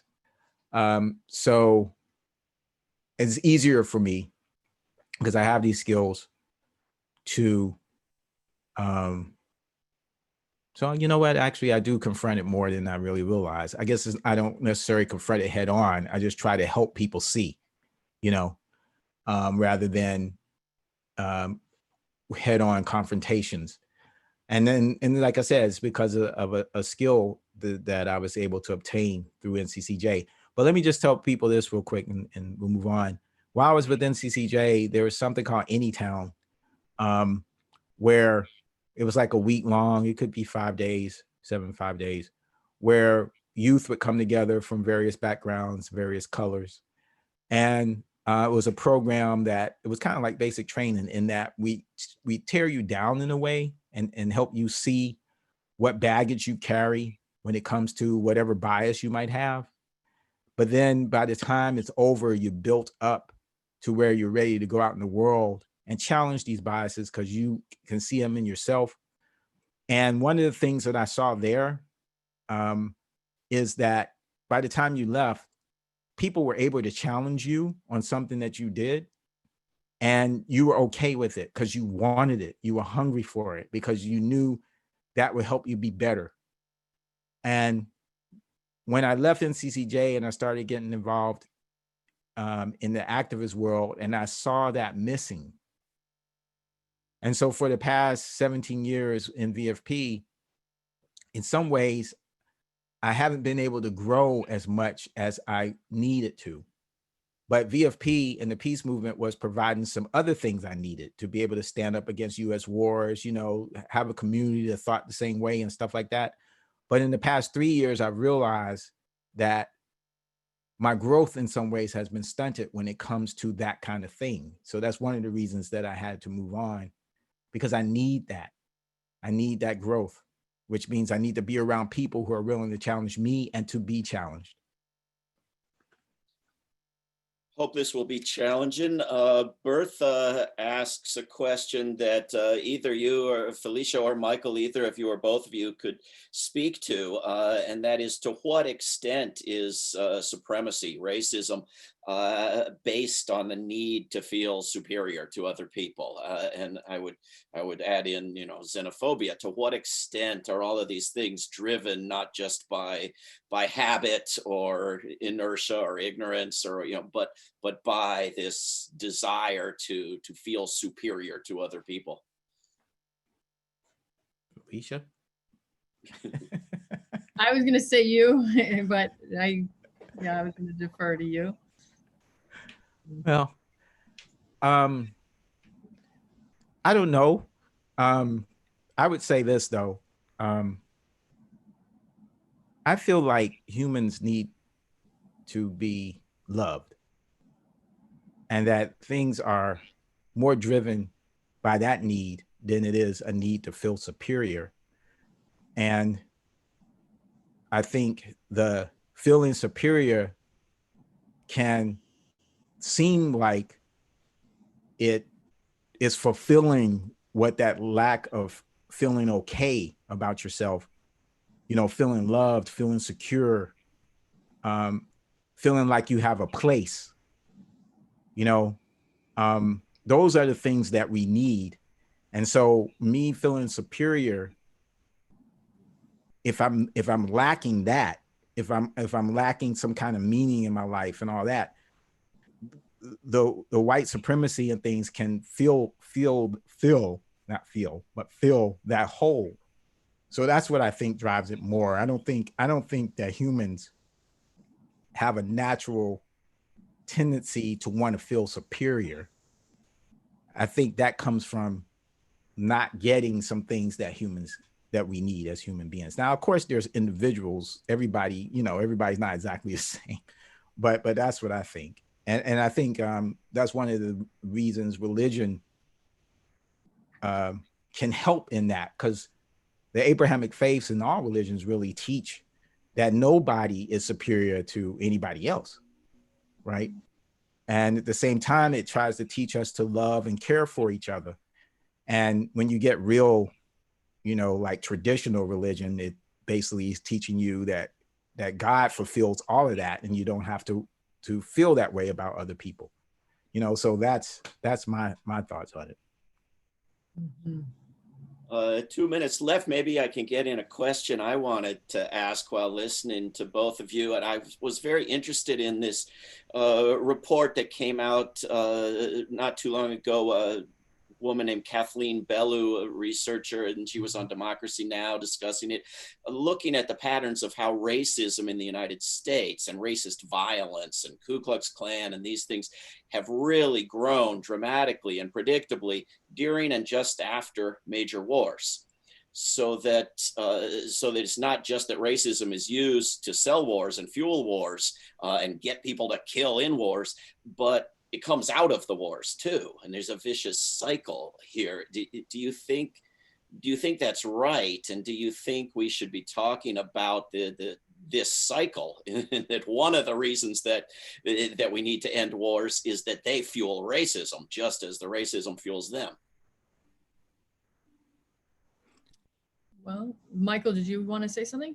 No, I want to hear what you have to say. I'll say something after you. Yeah, I actually I guess the one thing, David, when you say is, I mean, I'm a proponent that we have to abolish and extricate from all the cycles of violence, and we have to hold our feet to the fire on this. And so that's the like I was talking about in my talk, like the radical vision that has come over me, that has ignited me. It's always been there, but there's been a quickening. And I really invite us all to take that on. Is, you know, what are the parts within us that are holding white supremacy culture? Because they're there. And then what ways do we not believe in what Michael was talking about? You know, like not just saying peace and this and that, but a positive peace, like not just the absence of war, but actually bringing values such as justice, as compassion. And so I really want to highlight that coming back to this place of believing again is so important. And the only thing I would like to add really quickly is that anti-racism trainings are essential. And there's different groups that I can steer if people are interested on this call, people that are doing the work now online. And there's also a Facebook group called Step Ladder to Becoming Anti-Racist that I can steer you to as well. So I just wanted to give a plug for those couple things. Yeah, thanks. I heard about that report, and I'll have to look back at Democracy Now! So I can actually listen to her talk about it. And it's wouldn't be surprising, right? Because if racism and violence itself is being promoted as the enabler, then here at home, and we see the government using it, it's kind of like when Dr. King talked to the young men. He talked about it in his speech beyond Vietnam, right? And he said he was in Chicago and he's talking to the young men about using Molotov cocktails, and they're saying, well, look what the U.S. government's doing, right? So it's an example. So it don't only make sense that we would see it reflected, as you said, a vicious cycle. So yeah, it makes total sense. And I think we should talk about it more. There's a lot of things we should talk about more. But again, I think it has to be in a framework of change, in a framework of where we're going, you know, not another, well, here's a reason why you should work with us, because in the racism, well, you know, okay, whoop-de-doo, you know, that can't, it's got to be a vision. We have to have a vision that connects. And we can't put it on the people. You know, it's about what we're saying or not saying, and what we're doing or not doing, because the masses know what they need. And if they're not accepting something we're giving, it's because we're not giving something they need. They're not stupid.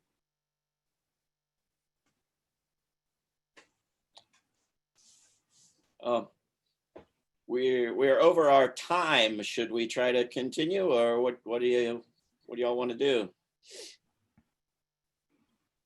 I have more time. I can stay a little while longer. Okay. John, Maureen, what's If there are more questions and comments, Yeah, we're happy to go a bit longer. Reverend Felicia? is that okay with you? Yeah, that sounds very good. If it's okay with you, David, go for it.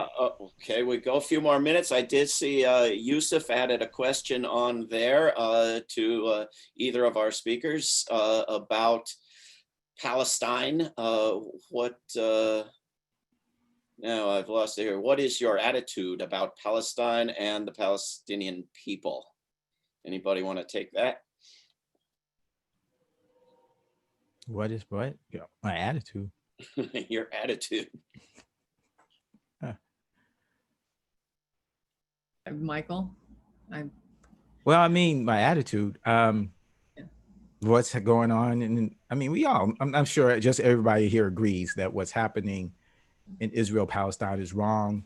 That there's no way to compare the state of Israel with the Palestinian people when it comes to, you know, people act as the people who want to be apologists for Israel anyway, act as if the Palestinians are this strong country with this great economy that in some way is a real threat, you know, to Israel when it comes to military threat, I should say. There might be a threat psychologically, there might be a threat to the idea of the greater, you know, Israel from the Bible or something, but in terms of a real threat, that's not the case. So there's a huge injustice, a huge disparity going on. And yes, we should stand up against it and stand in solidarity.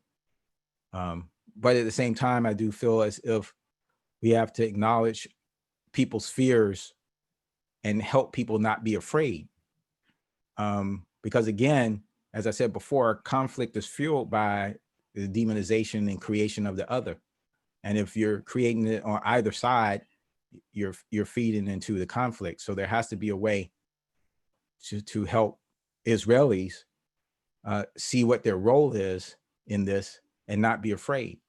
At the same time, standing up for Palestinians and for justice. I mean, that's what Dr. King wanted to do, I believe, when it came standing up for justice with Black people against white supremacy, but not hating white people, you know? So I don't know exactly how to do that. So, you know, but that's my, if you want to say attitude, that's my position. Do either of you, Michael or Felicia, have any questions for each other? Oh gosh, I got a feeling, Michael, you and I could talk for a long time. I do too. I'm glad to connect with you like this. Yes, like I agree. Yeah. I agree. Yeah.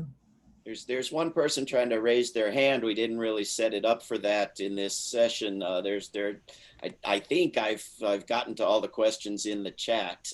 Somebody can tell me if I'm wrong. Could I just add something? Please. I'd like to add, I really appreciate what Michael brought in and just really taking it to a level of realness.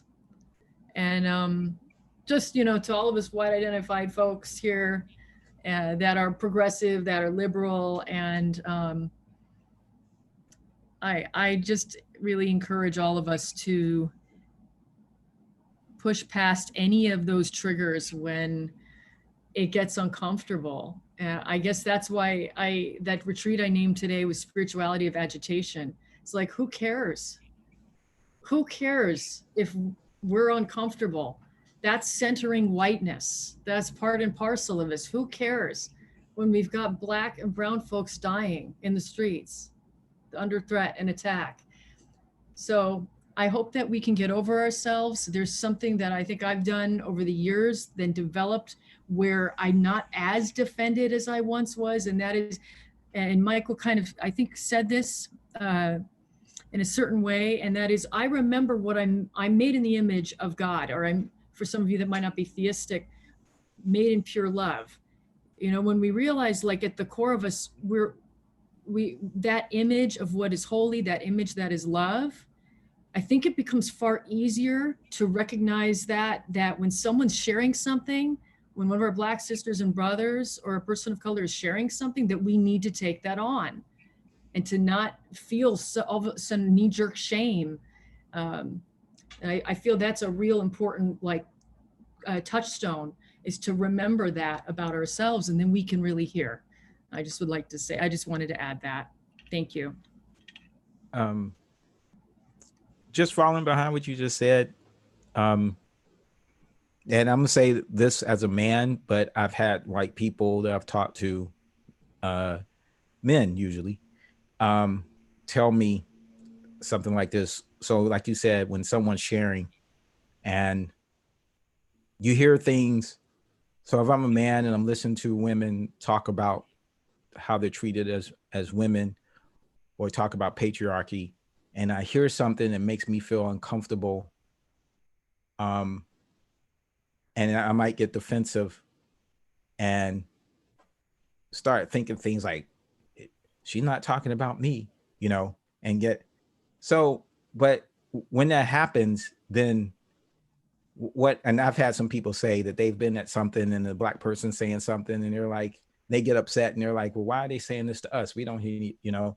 And I said to the person, well, if they're not talking about you, why are you upset? Just let them say what they have to say. I mean, what's the problem? They're saying what they have to say.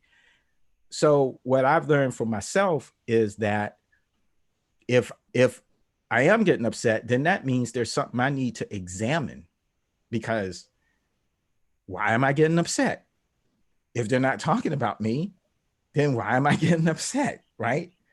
And I would suggest to all of you that if that happens, just examine it, work with that, you know, talk to some friends, figure that out, because they must have been talking to you because you heard it and it bothered you, you know? And so that's what I've learned, and it helps you. It helps me be better. So when I hear it again, I understand, you know, or I think about what behavior I must have been doing to get get me upset. And then let me tell you, I guess I'll share with you two other times that my own fragility. One was I was watching, oh gosh, I can't think of her name. And see, here's a learning moment when it comes to patriarchy. When I was working with NCCJ, one of the exercises we would do is we would ask people to name people in different groups. So name white authors, and name Black authors. You know, like name 6 Black authors, name 6 white authors, name 6 Hispanic authors, or name politicians, or whatever. And I know for me, I honestly have a lot of times I don't remember women's names that I should remember. And I find myself remembering men's names easier. And it bothers me. Like I'm being bothered right now that I can't remember some women's names that I should be able to remember. And what is that? I mean, I know what it is, and so I have to work at it. And this might be the first time I ever even told anybody this. So see, I can't remember the woman's name. And the whole reason that I'm going to tell you the story is because she was talking about intersectionality, and someone here should probably be able to remember her name because she coined the phrase intersectionality. She's an African-American professor. And it was a TED talk. Barbara Smith? No. No. But she started naming Black males who have been victims of police brutality. Then she started naming Black women. And the way she did it is she had everybody stand up and she said, tell me if you recognize his name. And so she named some people that people recognize, and slowly people sat down. Yes, Kimberly Crenshaw. Thank you. Somebody wrote. Pat, thank you. Kimberly Crenshaw. Yes. And then she started to name women, and eventually there was no one standing. It might have been one person standing. And as she was doing it, I realized exactly what was happening. And I started crying. So that was my fragility. That her exercise showed me that I can't remember. Like she said Sandra Bland. I knew Sandra Bland's name, right? But there were other people's names that I didn't know. But I knew all those men's names, you know? So when those kind of things happen, I have to be okay that I feel the way that I feel, but then I have to do something about it. So that's one of the things that I'm working on. Another time I had some fragility was once I was at an event that was a transgender event in Washington, D.C. I just so happened to be there. I was walking by the White House, and a VFP member, it was me and the person who was president at the time, we just so happened to be there because we were in D.C. for a board meeting.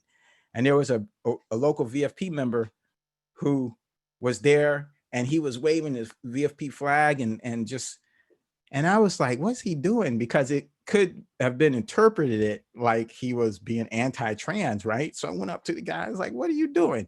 And he said, I'm trying to get people to pay attention to the wars. And I said, yeah, I understand that, but do you understand what's going on here right now? You look like you might be against the LGBTQ community. Don't you know what's going on? You know, because it was right, maybe right after Trump had done something against the trans community. So he said, oh, okay, I'm sorry, you know, and so he stopped. So later, we got a complaint from that rally that some VFP members had been negative towards the trans community.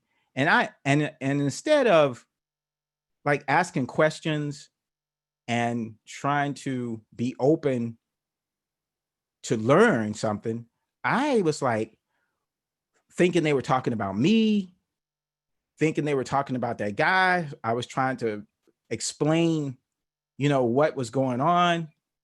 And then later I found out that it wasn't us, but there was this whole process that I ended up having to go through myself to let go of some level of me not wanting to look a certain way, right? Instead of finding out what actually happened and then dealing with what happened. And it ended up being a good experience for me because it showed me, I don't know how to explain it, but I remember that. And so I guess what I'm saying, that I need to not like immediately be like, oh, that wasn't me. I need to, you know. So I guess I'm sharing this with you because I don't want you to feel as if I'm trying to preach as much as I'm trying to help people understand this is the process that we all have to go through, you know, and I'm still going through it. And it never ends. You never get to a place where you're not going to do racist or sexist or whatever things. They might just be further apart. You won't do it as much, you know, but you'll still do them because we were taught this. We're trying to dismantle it. So I just wanted to share that just based on what Felicia was saying. I love that, Michael. And that's why I brought to the top of the hour, the piece about humility. You know what I mean? Because it's just, you know, thank goodness, like being flattened into a pancake. I mean, there's just moments for me where I have appreciated, because I know something good is going to come from this, you know, and then I'm going to be uncomfortable again. Yeah. And then there'll be another piece and then another learning. And so, yeah, I really appreciate what you said. Thank you. You too. Thank you so much, Michael, Felicia. We've had so many great contributions tonight. Thank you, Sherry and David. Thank you so much for being a wonderful moderator and question asker. Thank you to all of the members of the audience who sent in some very fine questions. And it's about time that we wrap this session up. Maureen is going to read a brief statement, and then we will be saying adios until tomorrow morning. Can't wait to see you tomorrow morning. This just happened to be something that struck me from our description of this conference and the book that has inspired this year's conference. It seems to be such a perfect way to end this incredible sharing. Bending the Arc affirms our seminal, and as you say, Felicia, we're always, and you too, Michael, we're always in a seminal place, our seminal and enduring hope that the application of these transcendent qualities, and that's what we need to always be adding to our work, I think, transcendent qualities of human consciousness, truth, empathy, kindness, and equality will dispel the divisive obstructions of fear and ignorance, and I guess fragility that go with them.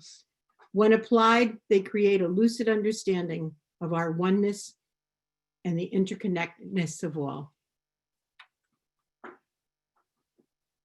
Thank you, Maureen. So we will see you all tomorrow at 9:30 a.m. It's just been a splendid evening and an important evening. And we will all say goodnight now. Bless you all.